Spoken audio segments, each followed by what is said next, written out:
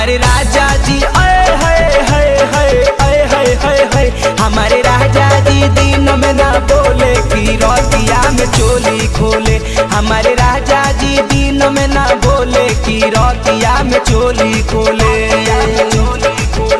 हमारे राजा हमारे राजा हमारे राजा हमारे राजा हमारे राजा जी दिन में ना बोले कि रतिया में चोली खोले।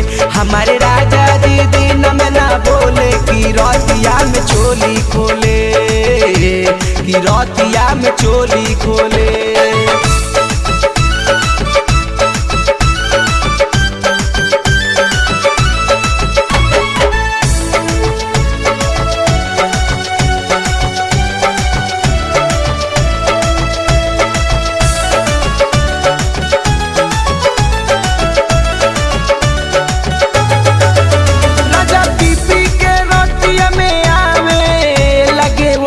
से उठवा सटावे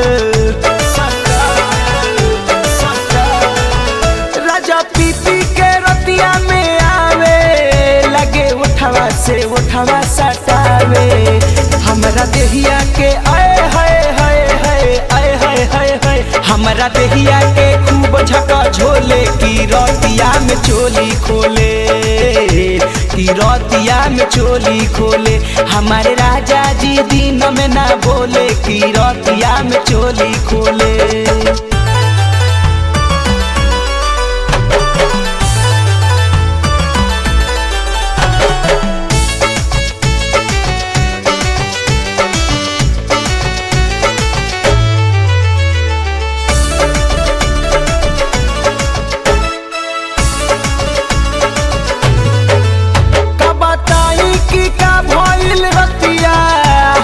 टूट गईले नैहर के नथिया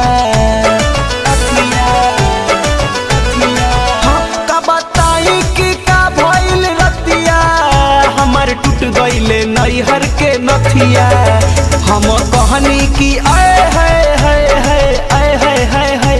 हम कहनी कि सुबह होले होले कि रतिया में चोली खोले कि रतिया में चोली खोले।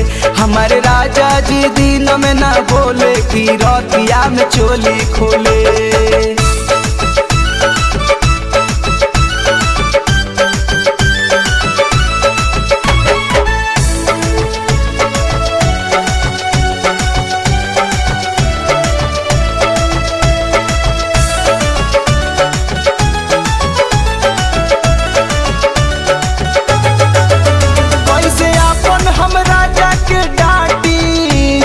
देवरा भइल बाया बाटी कैसे अपन हम राजा के डाटी। जौनी देवरा भइल बाया बाटी सेक्सी लागेलू आए हाय हाय हाय आए हाय हाय हाय। सेक्सी लागेलू हमरा के बोले कि रतिया में चोली खोले कि रतिया में चोली खोले। हमारे राजा जी दिन में ना बोले कि रतिया में चोली खोले। हमारे राजा हमारे राजा हमारे राजा हमारे राजा हमारे राजा जी दिन में ना बोले कि रतिया में चोली खोले। हमारे राजा जी दिन में ना बोले कि रतिया में चोली खोले कि रतिया में चोली खोले।